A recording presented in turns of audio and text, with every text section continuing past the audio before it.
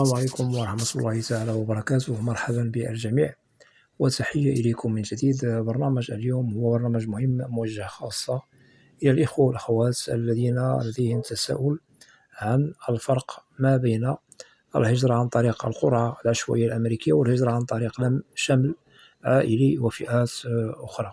إذن هناك نقاط مهمة سوف نتطرق لها في البرنامج، ولا بأس إن استفدتم من البرنامج فلا بأس أن تقوموا بمشاركته مع الأصدقاء والأحبة، هذا كله لكي تعم الفائدة. ولا تنسوا أن تشتركوا في القناة. إذن الهجرة عن طريق القرعة العشوائية الأمريكية والهجرة عن طريق لم شمل عائلي وفئات أخرى، الفارق ما بين هذه الفئات يختلف في الإجراءات على كل الأصعدة. أكيد كل من حصل على هذه الفئات من التأشيرات فيحسب كمهاجر شرعي قانوني يحصل على الإقامة الدائمة، والتي تعنى بالجرين كارد، بطاقة خضراء. ومن بعد الإقامة يأتي طلب الحصول على الجنسية الأمريكية بعد سنوات من الإقامة الدائمة. إذن بالنسبة للقرعة العشوائية الأمريكية يقدم عليها المعني بها ثم ينتظر نتائج الفوز، وإن فاز لازم أن ينتظر الدور، ونؤكد على متابعة النشرات الشهرية إلى أن يأتي الدور عليه للحصول على موعد للمقابلة بالسفارة الأمريكية للحصول على الفيزا.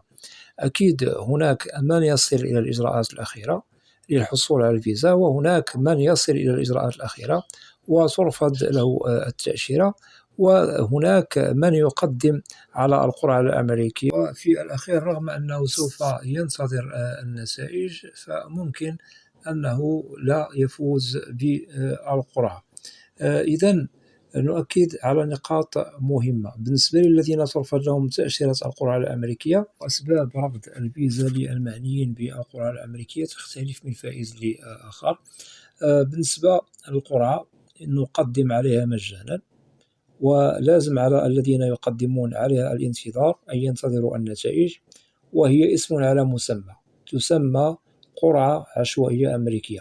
قد يحصلون المعنيون بالتقديم على المراد لتحقيق الحلم الأمريكي، وهناك من لا يحالفهم الحظ للفوز بها. هذا هو قانون الموضوع فيما يتعلق بالهجرة عن طريق القرعة الأمريكية. ولا ننسى بأنه التقديم على القرعة يطلب من المتسجلين فيها أن تتوفر فيهم الشروط المطلوبة والمكتملة، بدونها لا يمكن التقديم على القرعة.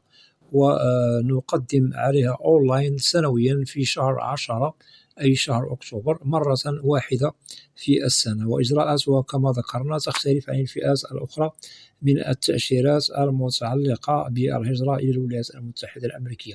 نؤكد بأن لم الشمل العائلي إجراءاته هي في شكل تختلف عن إجراءات القرعة الأمريكية. هناك تقديم طلب المعاملة بالولايات المتحدة الأمريكية من طرف المهاجر المقيم، سواء لديه جرين كارد إقامة دائمة أو معه الجنسية الأمريكية. أكيد ممكن التقديم للعائلة درجة أولى ودرجة ثانية، وسبق لي أنني وضحت نقاط مهمة عن المعنيين بالتقديم لهم بالولايات المتحدة من طرف المهاجر المقيم بأمريكا. ونؤكد على الأزواج والأبناء والوالدين والإخوة لا غير.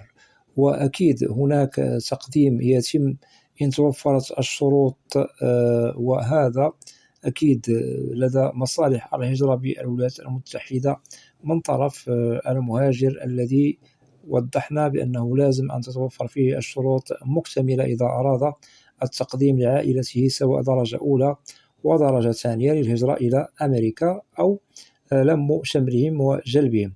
ثم لازم أن ينتظر المعنيون الذين قدمنا لهم أي درجة أولى ودرجة ثانية، ونؤكد على الأزواج، الأبناء، الوالدين والإخوة.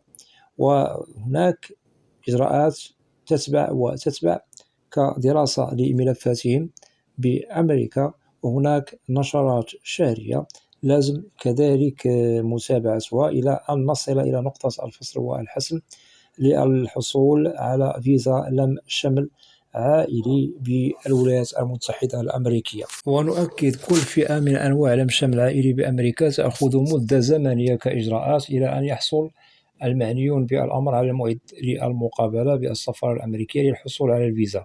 وأكيد بالنسبة للم الشمل العائلي نقدم أكيد بمصاريف مهمة وتكاليف مهمة تبدأ من البداية، أي بداية تقديم الطلبات لدى دوائر الهجرة، عكس التقديم على القرى الأمريكية نقدم عليها مجانا. ولا ننسى بأن فرص الحصول على الفيزا ما بين هذه الفئات يختلف على حسب الظروف الخاصة بكل ملف وحيثياته، الشروط المتوفرة. وكذلك لا ننسى بأنه القرى العشوائية الأمريكية عندما يحصل المعني بها على موعد للمقابلة أكيد سوف يدفع رسوم متعلقة بالتأشيرة، وكذلك هناك رسوم تدفع على فئات فيزا لم شمل عائلي. والمبلغ الذي يدفعه كل معني بالأمر، سواء الذي هو فائز بالقرعة أو الذي هو مقدم له على لم شمل عائلي، هذه الرسوم التي ندفعها على كل تأشيرة باسمها لا يمكن استردادها في حالة الرفض، لا يمكن استردادها في حالة الرفض، هذا للتأكيد. وكذلك نؤكد بأنه كل نوع من هذه التأشيرات المتعلقة بلم الشمل العائلي يأخذ مدة للانتظار، عكس إجراءات القرعة الأمريكية إجراءاتها هي محددة بزمن معين من طرف قانون الهجرة الأمريكي، من بداية المواعيد بتاريخ إلى نهاية إجراءات أي استقبال المواعيد والمقابلات بتاريخ محدد لا يمكن تجاوزه. ونحسب يعني إجراءات القرعة العشوائية الأمريكية في أشهر قليلة، من بداية استقبال المقابلات بالسفارة الأمريكية إلى نهاية استقبال المقابلات بتاريخ محدد. هذا قانون نحسبه بين قوسين خاص بالذين هم محسوبون على القرعة العشوائية الأمريكية. أما لم شمل عائلي فالإجراءات تختلف من بداية تقديم الملف لدى مصالح الهجرة بالولايات المتحدة إلى الوصول إلى المقابلة بالسفارة الأمريكية. وأكيد مصالح الهجرة تشتغل على ملفات المتعلقة بلم شمل عائلي بضوابط ونظام محكم، وكل فئة تأخذ وقتا محددا لانتهاء الإجراءات الأخيرة للحصول على الفيزا. وهناك تأشيرات أخرى كذلك كالاستثمار والعمل، ممكن أن المهاجر يسوي وضعه في حالة حصل على الفيزا عن طريق محامي، وهذا أكيد يتم بالولايات المتحدة، وممكن آنذاك الحصول على الإقامة الدائمة كمهاجر شرعي قانوني. إذن فئات الهجرة عن طريق القرعة العشوائية الأمريكية ولم شمل عائلي وتأشيرات أخرى قد نحسبها على فيز هجرة، فهنا القوانين الموضوعة في كل فئة تختلف من تأشيرة أو من فئة لأخرى. وعندما يهاجر المعنيون بالأمر عن طريق هذه التأشيرات سواء قرعة أمريكية أو لم شمل عائلي وتأشيرات أخرى، ممكن تسويتها إلى إقامة دائمة، فهؤلاء جميعهم سوف يحصلوا على الإقامة الدائمة Green Card. ممكن طلب الجنسية الأمريكية ما بعد سنوات، نحسبها ب5 سنوات.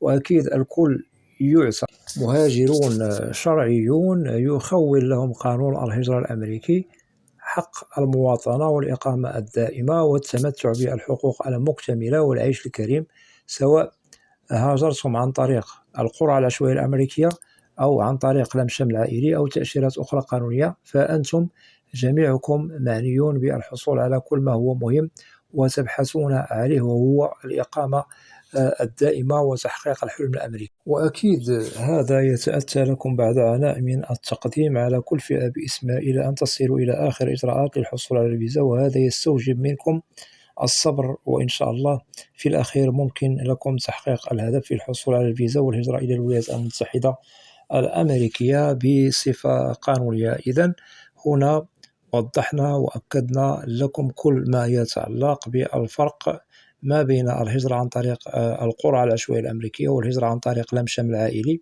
والهجرة عن طريق تأشيرات مختلفة. أكيد سوف نحسبها على فئات فيزا هجرة إلى أمريكا والتي تخول للحاصلين عليها الإقامة الدائمة. وأكيد من بعد الحصول على الإقامة الدائمة قد تتحصلوا على الجنسية الأمريكية، وقانون الهجرة الأمريكي يخول لكم هذا.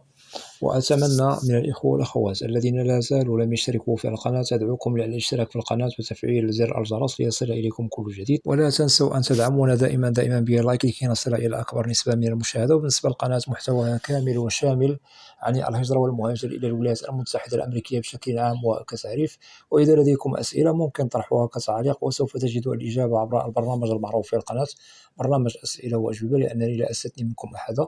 وأود أن أشكر جزيل الشكر كل الإخوة والأخوات الذين يقومون بوضع تعاليق محترمة بالقناة. مرحبا بكم جميعا بأسمائكم، وإلى لقاء قريب بإذن الله، والسلام عليكم ورحمة الله تعالى وبركاته.